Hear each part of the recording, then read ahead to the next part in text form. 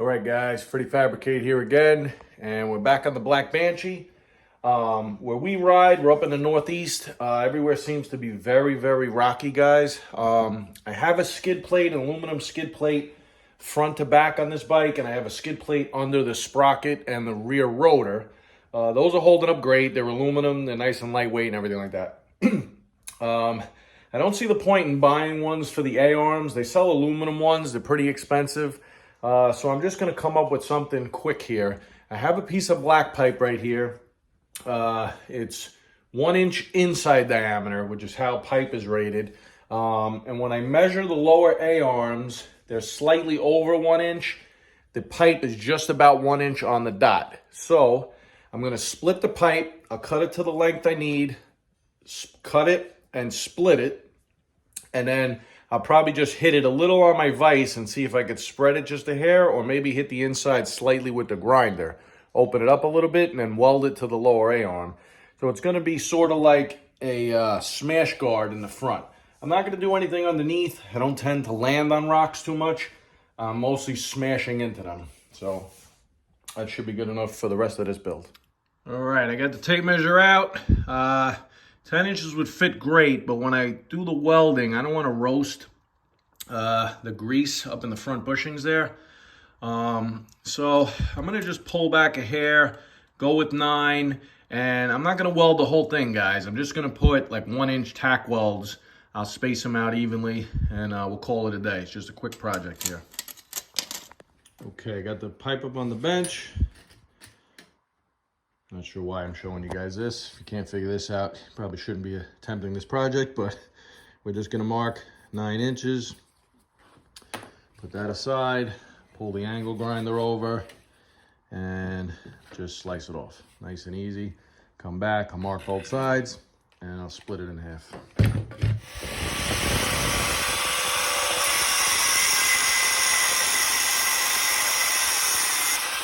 I like to use a little vise on projects like this. I keep this one over by my drill press. It's nice and small. It's got a little bit of weight to it. You have to go easy. When you don't want to put too much pressure on this, this pipe is heavy enough of a wall, I should say. So I could probably make the slice all the way through without it crushing, but you want to put just enough pressure on the vise so that it doesn't pinch in on your grinder. Make your first cut, flip it over. And, you know, like I said, go easy. You might have to clamp one side, cut here, and then move it, just in case you're pinching it down, which is fine, but you don't want to pinch it on the grinder blade.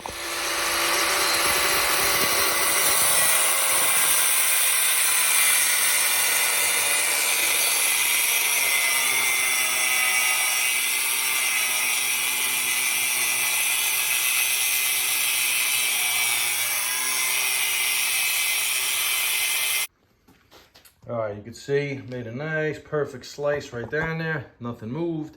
I was even able to do it, as you saw, with one hand for a little while. So you're not putting much pressure as you make the cut. Just let the grinding disc do most of the work.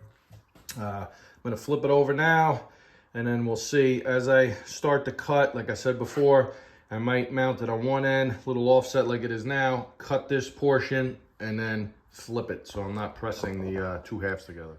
So, just so you guys know, you know, you always can improve upon something. When I had this in the vise, I kind of had it up high, and when I flipped it around, I said, oh, why don't I just sit it down on the bottom of the vise? So now, if I'm putting downward pressure, it doesn't have to rock, and I could put a lot less pressure with the vise. You know, seems like an easy fix. I should have thought of it in the beginning, but at least I could show you guys, you know, you could definitely always improve upon work holding. My other vise actually has jaws built into it on the bottom for holding pipe. They're kind of serrated and curved, but they broke on me years ago, so just haven't gotten around to fixing them yet. So you have a better understanding. I brought the cut out to here, and it held in the vise up to that point. And I basically just spun it around, slid it to the end, and now I clamped it to itself again. So now I'm holding it solid again. I just have this last little piece to cut. Sometimes it helps if you could visualize it, you know. All right, moving right along. I'm gonna take the half, just place it over the A-arm. Probably just do something like that. There's a couple welds on the bottom. I'm probably gonna keep it just shy of those welds. And then, like I said before, I'll weld it on top. If you could see over here, it doesn't actually fit. And we knew that already when we measured the inside diameter. So we're 1 inch on the inside of this pipe. This is slightly over 1 inch. So what I'm gonna do is just use the original pipe that I cut, have a nice piece of it left over. I'm gonna put the pipe on it, and I'm just gonna slowly hammer it until I get it where we want it. All right, we got a nice fit going, guys. It basically is so tight, and when I put it on there, of course, it doesn't do it when I'm filming. All right, let me see if I can get it to stay this time. There we go. Well, you get the point. All right, I took off some of the paint on the A-arm and clean this up pretty nice. Just gonna set the spot. I'll probably measure it 1 inch down, roughly from there, and then just put some 1 inch tacks all the way around. All right, I got it tacked on. I just put one in every corner, like that.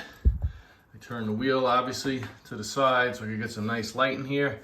And like I said before, I'm just gonna fully weld the ends and then put like 1, 2, 3 welds down the sides.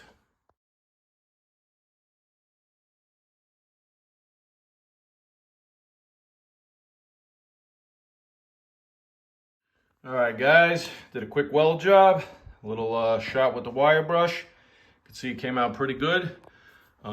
Probably give it a quick primer and then just like a semi-gloss or flat black rattle can. Nothing crazy, just trying to keep the A-arms from getting smashed up on the rocks.